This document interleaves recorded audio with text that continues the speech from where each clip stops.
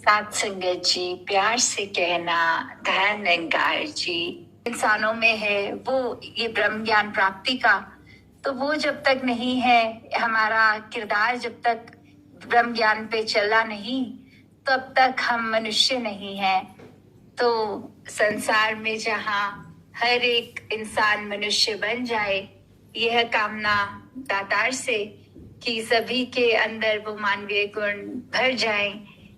और साथ ही जब अगर संसार में आए हैं तो अपनी जैसे लाइफ के स्टेजेस बढ़ रहे हैं, चाहे पहले बालपन से स्टूडेंट्स की, फिर उसके बाद काम काज करते हुए, तो वो जो पीरियड होता है वो काफी लंबा भी चलता है कि अगर एक अपने आप को सस्टेन करने के लिए, अपने परिवार को सस्टेन करने के लिए, चाहे कोई नौकरी करता है, चाहे किसी का खुद का बिजनेस होता है, तो कैसे ये जहाँ एक धन का फैक्टर होता है, एक मटेरियलिस्टिक अपनी ग्रोथ को अगर पहलू जो वाला है कि ये भी जरूरी है जहाँ हम ये कर रहे हैं, पर कभी भी संसार में ये धन कमाना या कामकाज एक भक्ति में हिंड्रेंस नहीं आनी चाहिए, क्योंकि हम भक्ति तो ये सब कार्य करते हुए भी कर सकते हैं और इसी की होड़ में रहे तो इसका तो कोई अंत ही नहीं है।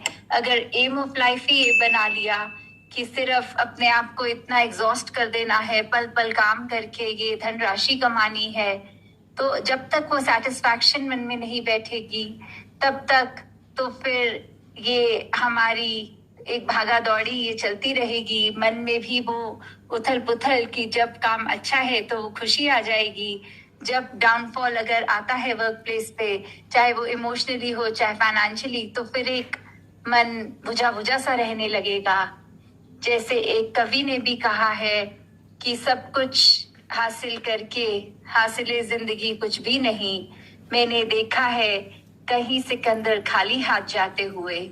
कि कैसे एक सिकंदर बादशाह जो पूरे संसार पे फतेह करने के लिए, और कैसे उस पे एक एग्जाम्पल जो अक्सर सुनते हैं हम कि वो भी इतना कुछ हासिल कर गया, पूरी जिंदगी ये अपने आप की ये मटेरियलिस्टिक अपना ये भी ले लूं, वो जगह वो लैंड ले लूं, वो देश पे फतेह हासिल कर लूं, पर फिर भी अंत में तो अगर ये कोई हिस्सा जमीन का टुकड़ा तो साथ भी नहीं गया, कोई धन दौलत सोना चांदी कुछ भी नहीं, तो कैसे फिर वही बात कि हम जो कार्य संसार में करने आए हैं वो कर लें। जब अपनी बात की परमात्मा से पहचान हो जाए, खुद की पहचान, तो फिर ये भटकन नहीं रहती आत्मा की।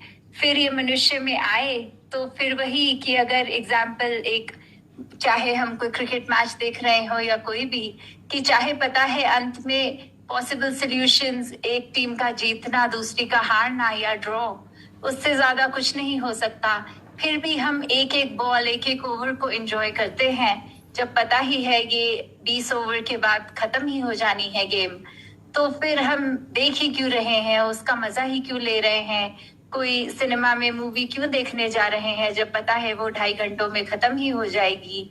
तो ऐसे ही जीवन को हमने जब जीना है वो इसलिए ऐसे नहीं कि चलो आए हैं तो जाना गारंटीड है, हमेशा के लिए तो ये शरीर रहेगा नहीं।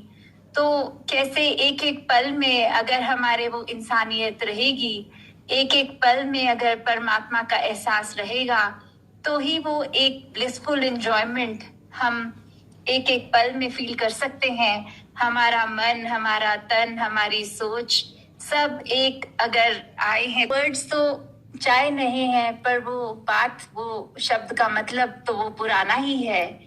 तो हम ऐसे ही अपने जीवन में अपने आप को एक हर दिन नया बनाते चले जाएं कि वही पुराने मैसेज को लें, पर कैसे अपने आप को रोज संवारते चले जाएं कि कल से आज हम ज्यादा बेहतर हैं।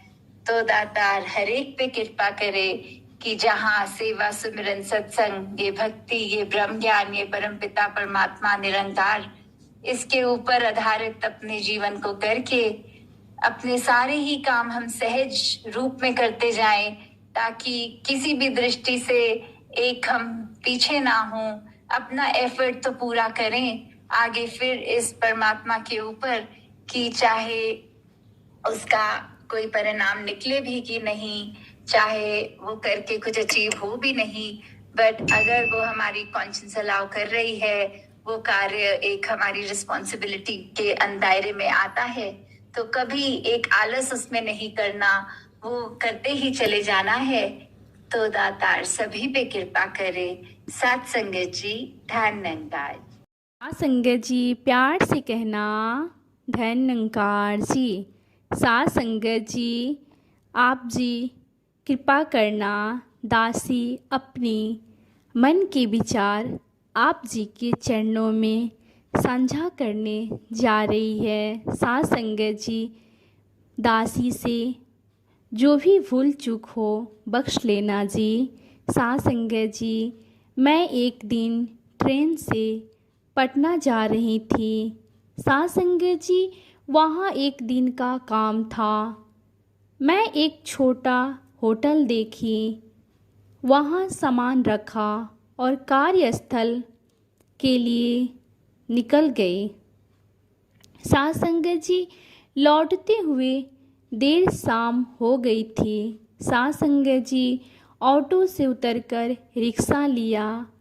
याद था कि होटल किसी गली में है, पर गली तक पहुँचते पहुँचते ऐसा लगा मैं गलत रास्ते पर हूँ। सात संगत जी, ध्यान आया कि हड़बड़ी में होटल का पता लिए बगैर सामान रखकर निकल गई थी। सात संगत जी, सिर्फ नाम याद था। अब सब तरफ गलियां ही गलियां दिख रही थी। सात संगत जी, पता नहीं चल रहा था किस जगह पर हूँ। होटल का नाम बताया, पर रिक्शे वाले को भी मालूम नहीं था। सात संगत जी, मैंने उनसे कहा कि वह मुझे उतार दे कहीं, मैं खुद ही ढूंढ लूँगी। सात संगत जी, उसने कहाँ कहाँ घुमाती, उसने उतार दिया एक मोड़ पर। मैं अकेले चलने लगी। सात संगत जी, कुछ देर बाद ऐसा लगा कोई अब भी पीछे है। मैंने देखा वह रिक्शा वाला गया नहीं था, पीछे पीछे चल रहा था। मैं थोड़ी देर रुकी, वह भी रुका। सात संगत जी, अब अजीब लग रहा था, थोड़ी बेचैनी भी। मैं आगे बढ़ने लगी, देखा कुछ दूरी बनाकर वह भी बढ़ रहा है। थोड़ी देर खड़ी रही, देखा वह भी खड़ा है। कुछ सोचने के बाद मैं वापस लौटकर उसके पास गई। सात संगत जी, मैंने उससे पूछा, आप क्या कर रहे हैं? उसने कहा, क्या हो गया, आप पीछे पीछे क्यों आ रहे हैं? रिक्शे वाले ने कहा, इसलिए आ रहे हैं कि देख रहा हूँ तुम रास्ता भटक गई हो। इससे आपको क्या, आप जाइए। मैंने कहा, सात संगत जी। अब उसने कुछ झुंझुलाकर कहा, नहीं जाएंगे कहीं। सात संगत जी, रात का समय है और देख रहे हैं कि तुम्हें कुछ पता नहीं है शहर का। पैसे की बात नहीं है, हम खड़े हैं इधर, तुमको होटल मिल जाए फिर हम चले जाएंगे। सात संगत जी, रिक्शे वाले ने कहा, मैंने देखा वह कहीं जाने को तैयार नहीं है। उसे छोड़कर मैं आगे बढ़ती रही।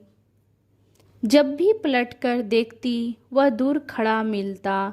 खुद पर गुस्सा बहुत आ रहा था। सारा सामान उसी होटल के कमरे में था। सात संगत जी, बहुत देर बाद एक जगह खड़ी खड़ी सोचने लगी कि क्या करना चाहिए। तभी पलटकर देखा, जहाँ खड़ी थी वहीं वह होटल था। सात संगत जी, जहाँ सुबह सामान रखा था। मैंने चैन की सांस ली। सात संगत जी, उस आदमी को इशारा किया तो वह वापस आया। साथ संगत जी मैंने पास वाली दुकान से मिठाई खरीदी, उससे दिया और शुक्रिया कहा। साथ संगत जी सड़क पर साथ चलने और मेरे लिए रुके रहने के लिए वह पहली बार मुस्कराया और बोला, मेरी 2 बेटियां हैं, एक तो तुम्हारी उम्र की है। हम इसलिए खड़े थे और मैं उसे देखती रही और वह अंधेरे में गुम हो गया। साथ संगत जी मैंने बाहर ही एक दुकान से चाय ली और सोचा, मेरा ईश्वर सड़कों पर चलता है, भटक जाऊं तो पास खड़ा मिलता है। साथ संगत जी बड़े प्यार से कहना, धन्य निरंकार जी।